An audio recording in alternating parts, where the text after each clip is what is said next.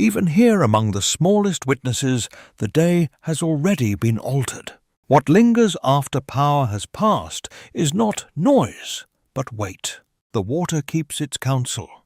It always has. The herd does not yet know why the ground feels wrong, only that it does. They follow an old route as their kind must, though old routes are where danger learns to wait. The young are carried not by arms, but by the shared caution of the many. In such a world, speed is a question asked long before it is needed. Every descent invites a choice safety behind uncertainty ahead. The little forager reads what the giants write, and wisely keeps no claim upon it. Now the path narrows, and with it the future of those who enter. There is comfort in numbers, but never certainty. The great plant-eaters move with the old patience of abundance, not yet with the panic of loss. From the higher ground, smaller lives observe the traffic of empires. A pause in a herd is never empty. It is thought made visible. Still, they go on, because to stop too long is also a kind of danger. The little grazer has no part in the drama, yet it feels the pressure all the same. Something unseen has entered their arithmetic. The way forward is still open, but it is no longer clean. Scavengers are among the first to understand when the day is turning. At the water's edge, patience and appetite often wear the same face. Even the lesser foragers are drawn to a corridor when it begins to gather consequence. The basin offers no warning, only reflection and depth. One body hesitates, and in that hesitation the whole landscape seems to lean inward. And at last the author of the silence appears. He is not sudden because he is fast. He is sudden because he has always been there, just beyond permission. Now the herd can measure its fear. Where he steps, the world yields first and asks questions later. Panic is not chaos. It is the search for one possible line through the impossible. He does not rush without purpose. Great hunters conserve certainty. Pressed between earth and appetite, the herd must become a wall. He withdraws only to return by a truer angle. A predator of this scale need not chase every path. He chooses the one that cannot forgive. The basin remembers both the fearful and the feared. Even the waterline has become part of his design. The herd seeks order in a place that offers none. He moves above them like a second geography. And then another ancient power enters, not a hunter, but an obstacle too heavily built to ignore. In crowded worlds, survival is often decided by those with no interest in the contest at all.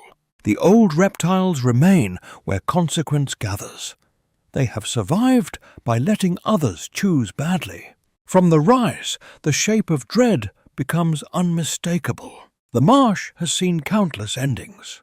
It greets another without surprise. The smallest predators arrive first in thought long before they dare arrive in flesh. The armored one asks no favors and grants none.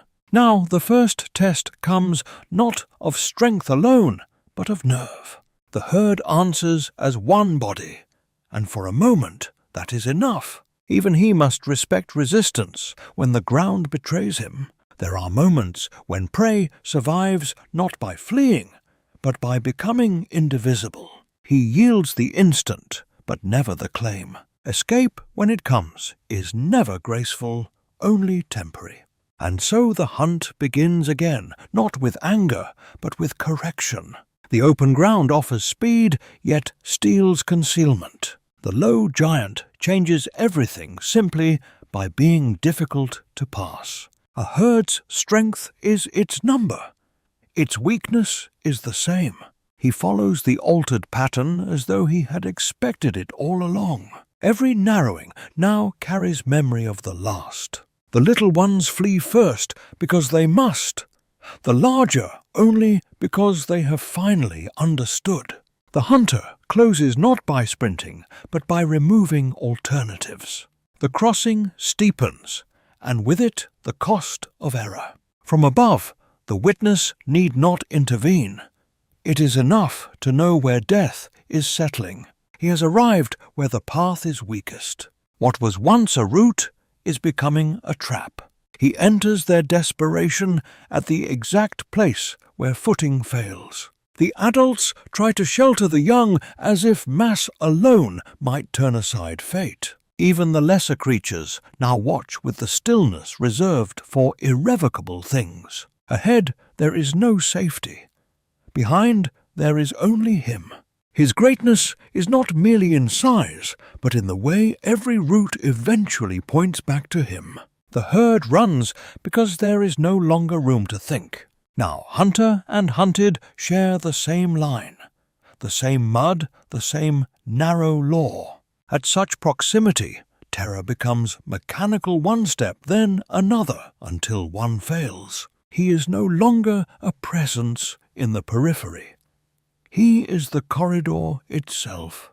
The young must trust the bodies around them, for they have no world beyond those moving walls. Behind them, the old king of this place compresses distance with dreadful ease. For one brief span, the path seems generous. It is not. Weight turns advantage into ruin, as quickly as it turns momentum into death. Every bend conceals a verdict, and he rounds it already certain. At last, the ground makes its choice. This is the instant toward which the whole day has been leaning.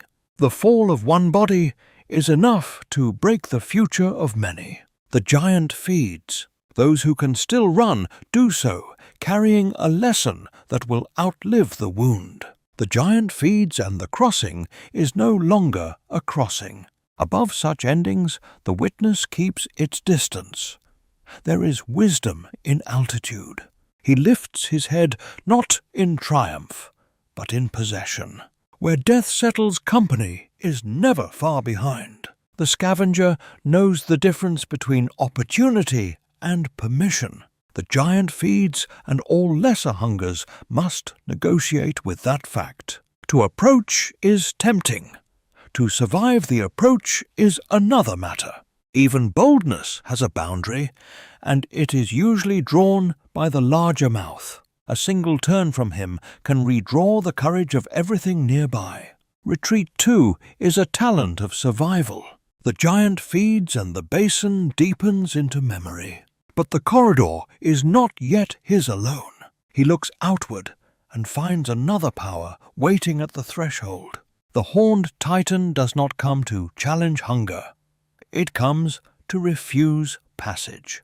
And so the day ends, not with pursuit, but with two immensities acknowledging one another across the ruined ground. When the violence has passed, the smaller lives return first to read its shape. The water receives the wreckage without judgment. From the high perch, the altered world is plain.